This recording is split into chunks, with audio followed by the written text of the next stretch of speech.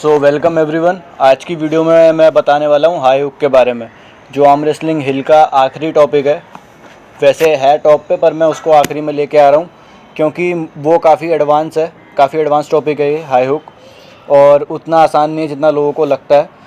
क्योंकि इसमें बहुत सारी चीज़ें आप कर सकते हो, बहुत ज़्यादा ट्रांजिशंस कर सकते हो, बहुत कुछ, मतलब सारे ऑप्शंस हैं आपके पास, तो आप कुछ भी कर सकते हो। तो उस हिसाब से मैंने सोचा कि सारे टेक्निक्स में पहले बता देता हूँ, फिर उसके बाद ये लास्ट में बताऊंगा ताकि आपको ट्रांजिशंस करने में इजी हो, आपको सारी टेक्निक पता हो। क्योंकि ये बीच का कहीं ना कहीं ऐसा पॉइंट है, बैलेंसिंग पॉइंट है, जहाँ से आप दोनों तरफ शिफ्ट कर सकते हो। तो स्टार्ट करते हैं हाई हुक के बारे में। हाई हुक होता कैसे है पहले मैं वो बताता हूँ। हाई हुक में आप ओपोनेंट को बैक प्रेशर बेस होता है ये मूव, आप पीछे करते हुए गो इस तरीके से यूं लगा दोगे, कपिंग करते हुए राइजिंग करोगे, ये कपिंग करते हुए ऐसे अटैक करोगे। ये आपका हाई हुक पोजीशन लग गया है अभी। अब यहाँ पे इसका शोल्डर से हाथ बाहर भी आ गया है, इसकी फिंगर्स पे भी लोड है, इसके रिस्ट रोटेशन भी मैंने ले ली है, और मैं अभी पीछे लोडेड हूँ।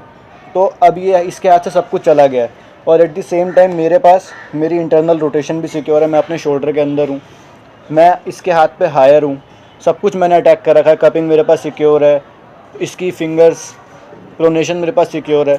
अब यहाँ से मैं कुछ भी कर सकता हूँ। मैं चाहे आगे जाऊँ तो मैं हुक में जा सकता हूँ, मैं यहाँ से अपनी रिस्ट पीछे दे के फ्लॉप में जा सकता हूँ, यहाँ से मैं शोल्डर पीछे लेके शोल्डर प्रेस कर सकता हूँ। मेरा मन करे तो मैं यहाँ से पोस्टिंग टॉप रोल कर सकता हूँ, यहाँ से मैं ऐसे करके लो हैंड टॉप रोल भी कर सकता हूँ, स्वीपिंग भी कर सकता हूँ, और यहाँ से मैं ओपन आर्म और किंग्स मूव में भी जा सकता हूँ। तो हिल के दोनों साइड जो भी टेक्निक्स हैं मैं हर जगह जा सकता हूँ। तो ये मोस्ट डोमिनेंट पोजीशन है on the arm wrestling table. So यहाँ इस पोजीशन में आने के बाद ये मेरे ऊपर है कि मैं इसकी फिंगर्स को पील ऑफ करते हुए हराऊँ उसको, या फिर मैं यहाँ पे रोक के उसको थका के हराऊँ, या मैं अपना शोल्डर इसमें मेरा न्यूट्रल पोजीशन में है, ना ज़्यादा आगे है ना ज़्यादा पीछे है। तो मेरी मर्ज़ी है, मैं पीछे लेके जाना चाहूँ तो मैं टॉप रोल भी कर सकता हूँ, आगे ला के मैं इनसाइड गेम्स में स्विच कर सकता हूँ। और इन सिंपल वर्ड बताऊँ तो एक पिविटल पॉइंट है ये आर्म रेसलिंग का। यहाँ से आप अपनी गेम को किसी भी डायरेक्शन में शिफ्ट कर सकते हो once you are in this position. So Devin जैसे बताता है king of the hill, so once you are in this position you are now king of the hill. तो ये king of the hill position है, और king के पास सारे options available होते हैं। King is the most powerful person in the army और in the kingdom.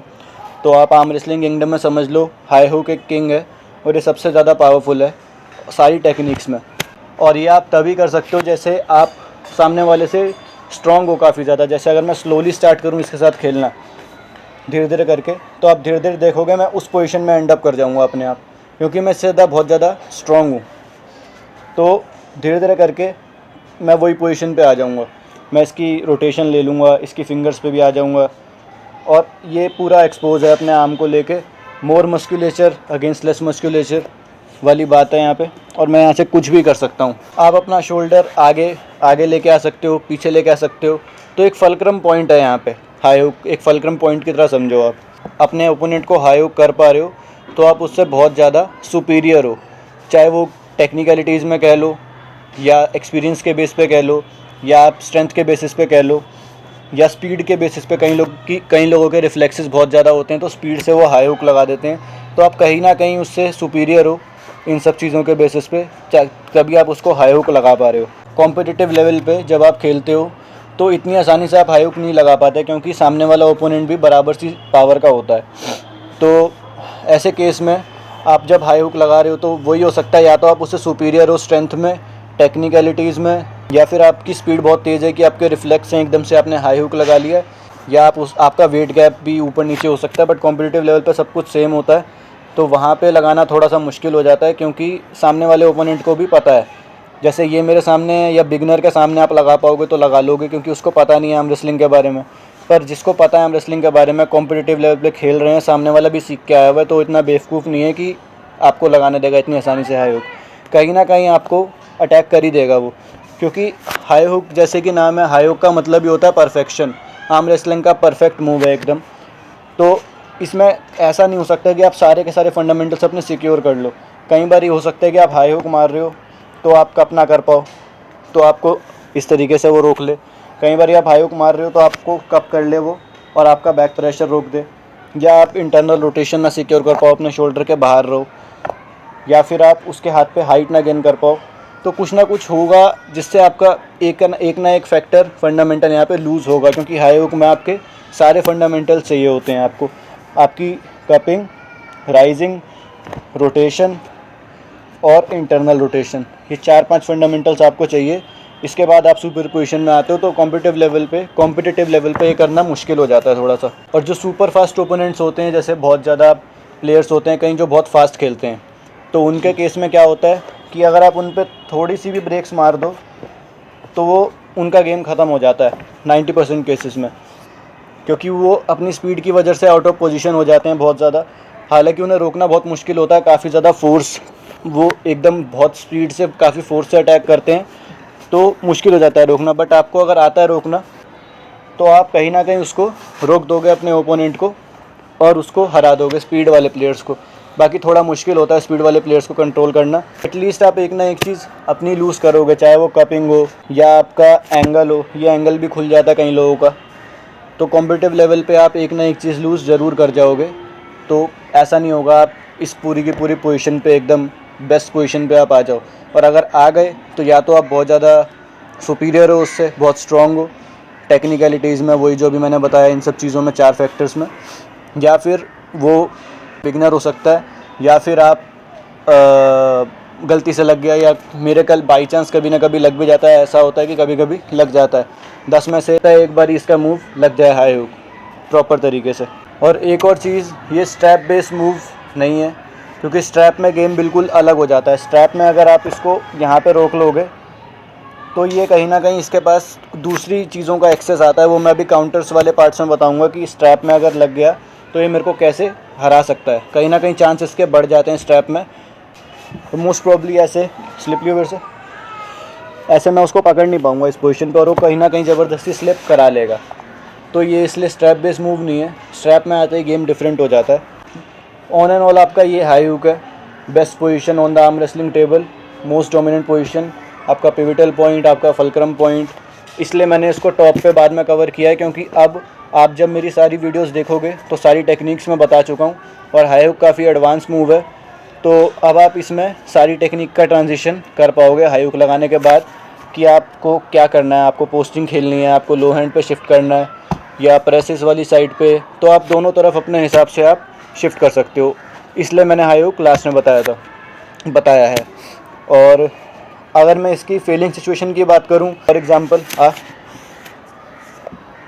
जैसे बोल गो कुछ भी करियो तू, अभी बोल गो। अब जैसे मैं हाई हुक नहीं मार पाया, इसने मेरी रोटेशन पे अटैक कर दिया इस टाइम पे, तो ये अब डिफेंसिव हुक में जाना पड़ेगा मुझे। बोल गो। अब मेरे को इससे डिफेंसिव हुक में जाना पड़ेगा। अब यहाँ से मैं अपनी एल्बो को पीछे ड्रैग करूँगा, खींचूँगा, अपने हाथ को आगे लेके जाऊँगा, कपिंग करूँगा, कुछ भी करूँ वो मैं एडजस्टमेंट करके यहाँ से इसको हराऊँगा। जो मैं बाकी वीडियोस में बता चुका हूँ डिफेंसिव हुक के बारे में, देखना पोस्ट टॉप रोल की वीडियोस में देखना, फेलिंग सिचुएशंस में देखना, वहाँ मैं डिफेंसिव हुक के बारे में बता चुका हूँ। तो यही है कि अगर ये हाई हुक मारना है तो हाई हुक का मतलब ही परफेक्शन है। अगर आप परफेक्शन से नहीं मार पा रहे वो मूव, तो वो हाई हुक कहलाएगा ही नहीं, कुछ और बन जाएगा वो। हाई हुक की जगह कुछ और बन जाएगा वो। जैसे अभी मैं मारूँगा, बोल गो। अभी जैसे ये यहाँ पे नहीं लगा तो ये डिफेंसिव हुक फेल हो गया मेरा। हाई हुक यहाँ पे जाते जाते तो डिफेंसिव हुक में जा सकता हूँ मैं। या फिर मेरे पास एक ऑप्शन बचता है, अभी भी ये मेरे को लेके जा रहा है तो मैं हिल के दूसरी साइड ट्रांजिट कर सकता हूँ, एकदम से उधर जंप कर सकता हूँ, ऐसे बिल्कुल एकदम बाहर को भाग सकता हूँ। पर ये बहुत मुश्किल है और बहुत कम केसेस में ऐसा होता है, क्योंकि वो ऑलरेडी डीप है बहुत मेरे हाथ पे, तो थोड़ा मुश्किल है। आजा, अब तो करियो टॉप रोल।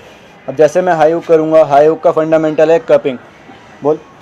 अब मैं इसको यहाँ पे कप नहीं कर पाया, अब ये पीछे खींच। अब मैं इसको कप नहीं कर पा रहा यहाँ पे, तो इस केस में अब मेरी प्रोनेशन तो है बट मेरी रिस्ट चली गई, क्योंकि उसने मेरे को बैक प्रेशर से पीछे खींच लिया। तो अब मैं यहाँ से किंग्स मूव में जा सकता हूँ या स्लिप हो जाएगा हाथ। तो यही है। फिर एट द एंड यहाँ पे इस पोजीशन पे आके वो मेरे को प्रेस भी कर सकता है। और अगर और भी कुछ नहीं हुआ, दोनों चीज़ें मेरी सिक्योर है, तो कहीं ना कहीं अब तू पीछे खींचो अपनी तरफ को, जैसे भी खींचेगा। बोल गो।